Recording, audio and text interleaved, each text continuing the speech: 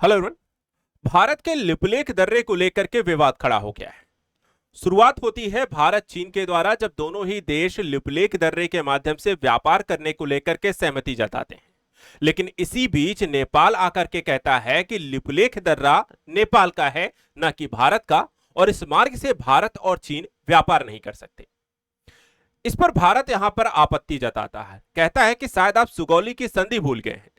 अगर आप इतिहास को जाकर के पढ़ें तो आपको पता चलेगा लिपुलेख दर्रा हमेशा से भारत का रहा है।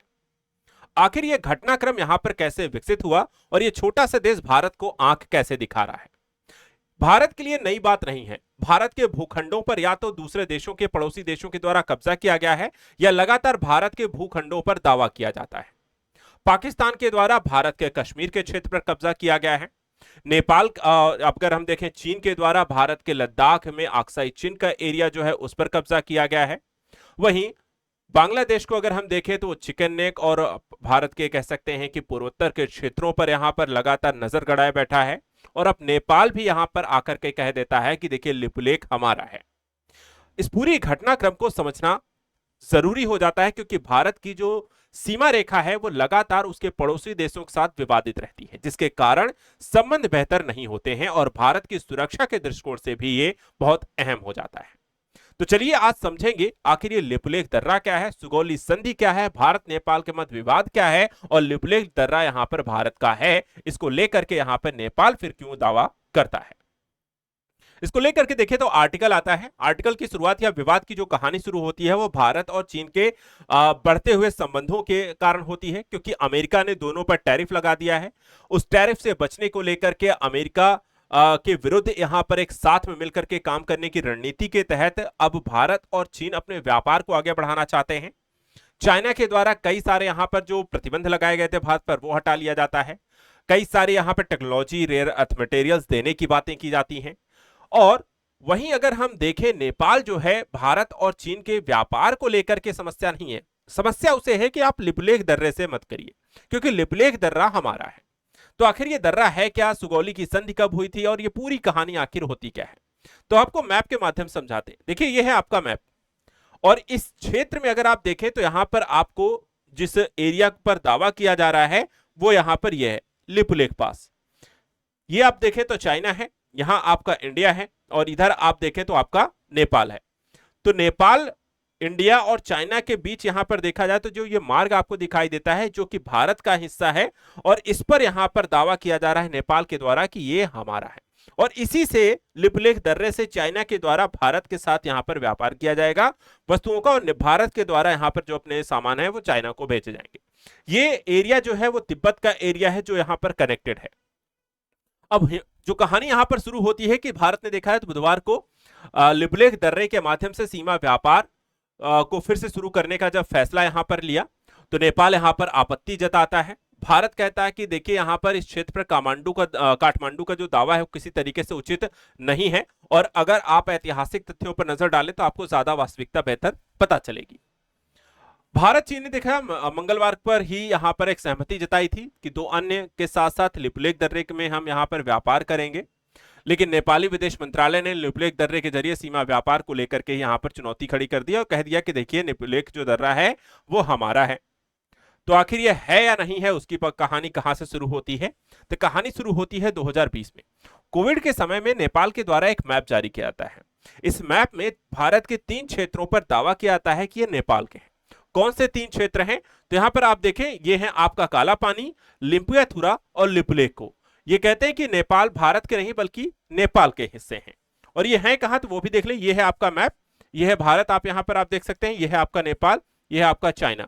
ठीक है, अब यहां पे देखिए तो ये है आपका लिपुलेख, यहां पर आपका है लिम्पियाथुरा, और यहीं पर आपका है काला पानी। ये 3 एरिया हैं जिस पर नेपाल कहता है कि ये पूरा जो हिस्सा है, एक तरीके से आप कह सकते हैं कि ये जो सकरा सा यहां पर एरिया आपको दिखाई देता है, ये इस पूरे पट्टी को ही एक तरीके से वो अपना दावा यहां पर ठोक रहे हैं कि यहां पर ये नेपाल का हिस्सा है। तो ऐतिहासिक रूप से नेपाल ऐसा दावा क्यों करता है, वो कहते हैं कि ये जो तीनों ही क्षेत्र हैं ये महाकाली नदी के पूर्व में स्थित है और ऐतिहासिक रूप से नेपाल का हिस्सा है। लिपुलेख जो है नेपाल का अविभाज्य हिस्सा है और नेपाल के आधिकारिक नक्शे में, संविधान में यहां पर इसे शामिल किया गया है। तो 2020 में ही यहां पर इसको लेकर के दावा किया जा चुका है, मैप जारी किया जा चुका है, संविधान में इसकी यहां पे जानकारी दे दी गई है। ऐतिहासिक साक्ष्य वो लेकर के आते हैं, कहते हैं कि देखिए महाकाली जो नदी है उसके पूर्व की स्थिति जो है वो हमारी यहां पर रहेगी। लेकिन फिर कहते हैं कि भारत का कैसे हुआ और लिपुलेख दर्रा इतना इंपॉर्टेंस क्यों है, स्ट्रेटेजिक रूप से कितना जरूरी है, वो भी आपको बता दें। देखिए यहां पर ये मैप जो आपको दिखाई देता है, यहां पे देखिए,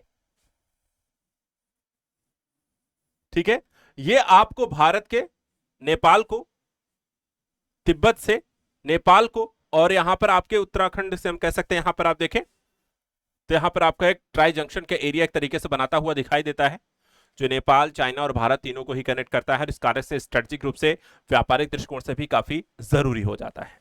तो लिपुलेख दर्रा भारत, चीन, नेपाल तीनों को यहां पर आपस में जोड़ने का काम करता है। हिमालय दर्रा है, स्थित है आपके उत्तराखंड भारत में, पिथौरागढ़ जिले में।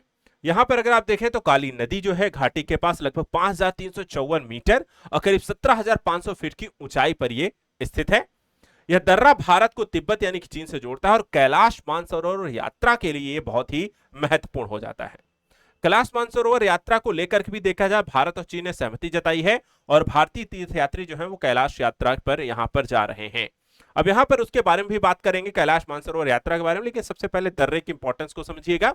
ये दर्रा जो है भारत को तिब्बत चीन से जोड़ता है, मानसरोवर यात्रा के लिए जो पारंपरिक मार्ग का काम करता है, और यहीं से कैलाश मानसरोवर तीर्थयात्रियों के लिए बेहद यहां पर अहम है, क्योंकि तिब्बत में ही अगर हम देखें तो आपका पवित्र कैलाश पर्वत है, साथ ही जो मानसरोवर झील है वहां पर भी पहुंचने का मार्ग जो है वो लिपुलेख दर्रे से होकर जाता है।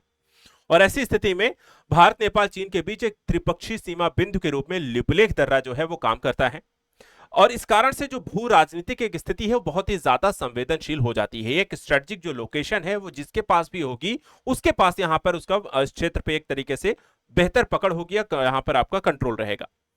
प्राचीन काल में देखें तो भारत और तिब्बत के बीच जो व्यापार मार्ग के रूप में भी लिपुलेख दर्रे का प्रयोग होता रहा है। बात करते हैं अगर लिपुलेख दर्रे में कैलाश मानसरोवर यात्रा की किस तरीके से यहां पर हेल्पफुल है, तो यहां पर देखिए यह है कैलाश पर्वत और यह है लिपुलेख दर्रा, और यहां से अगर आप देखें तो कैलाश मानसरोवर यात्रा जो होती है आराम से आप जा सकते हैं, ट्रैवल कर सकते हैं। मानसरोवर यात्रा के लिए यहां पर देखा है तो आपके 3 रास्ते हैं, जो एक यहां पर है, दूसरा और ये 3 रास्ते हैं।